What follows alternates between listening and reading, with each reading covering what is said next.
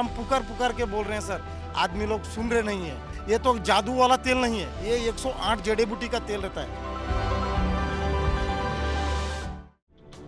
भारत और बांग्लादेश के बीच संबंध लगातार खराब होते जा रहे हैं। बांग्लादेश की सरकार पूर्व प्राइम मिनिस्टर शेख हसीना पर लगातार शिकंजा कसती जा रही है।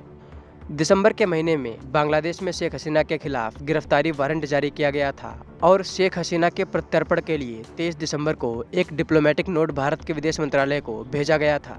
इसके बाद से लगातार टेंशन्स बढ़ी हुई हैं। यही नहीं, बांग्लादेश में शेख हसीना के खिलाफ एक और गिरफ्तारी वारंट जारी किया गया है और अब एक बार फिर बांग्लादेश भारत को शेख हसीना के प्रत्यर्पण के लिए नोटिस भेज सकता है। फॉरेन एक्सपर्ट रुबिंदर सचदेवा ने इस बात का खुलासा किया है। रुबिंदर सचदेवा ने कहा है कि बांग्लादेश की वर्तमान सरकार हाथ धोकर शेख हसीना के पीछे पड़ी है। रुबिंदर सचदेवा ने इसके साथ ही कहा कि बांग्लादेश की सरकार एंटी इंडिया और एंटी शेख हसीना सेंटिमेंट को बढ़ावा दे रही है। रुबिंदर सचदेवा का यह बयान आप भी स्क्रीन पर सुन सकते हैं। देखिए, शेख हसीना के खिलाफ ये जो दूसरा वारंट इशू किया गया है और जिस तरीके से रवैये से बांग्लादेश की जुडिशरी और सरकार चल रही है, ये दर्शाता है बहुत क्लियरली कि वो शेख हसीना के पीछे पड़े हैं। एक तरफ से आप मान लीजिए, राइट, उसको वो छोड़ने के मूड में नहीं दिखते, उसको परस्यू कर रहे हैं वो।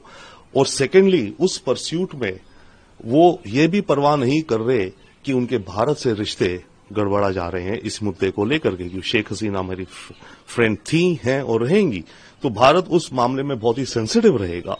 तो बांग्लादेश को ये पता है, परंतु फिर भी वो इस मामले को परस्यू कर रहा है, जिसके चलते भारत से उसके रिश्ते खराब होंगे। तो ये इंडिकेट करता है कि जो लीडरशिप है फिलहाल बांग्लादेश की, वो एंटी हसीना, एंटी इंडिया जो सेंटिमेंट है बांग्लादेश में, उसको फीड कर रही है और उसको बढ़ावा दे रही है।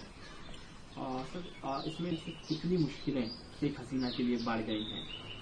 देखिए, दूसरे वारंट से डेफिनेटली पहला वारंट फिर दूसरा वारंट, मुश्किलें तो बढ़ रही हैं, परंतु अभी क्या होगा, ये दूसरा वारंट है, ये बांग्लादेश की होम मिनिस्ट्री पे जाएगा, होम मिनिस्ट्री से फॉरेन मिनिस्ट्री, फिर बांग्लादेश की फॉरेन मिनिस्ट्री भारत को लिखेगी। तो हम एक्सपेक्ट कर सकते हैं कि आने वाले दिनों में, हफ्तों में बांग्लादेश की फॉरेन मिनिस्ट्री एक दूसरी चिट्ठी भेजे भारत को कि हमें शेख हसीना को आप एक्स्ट्राडाइट कीजिए।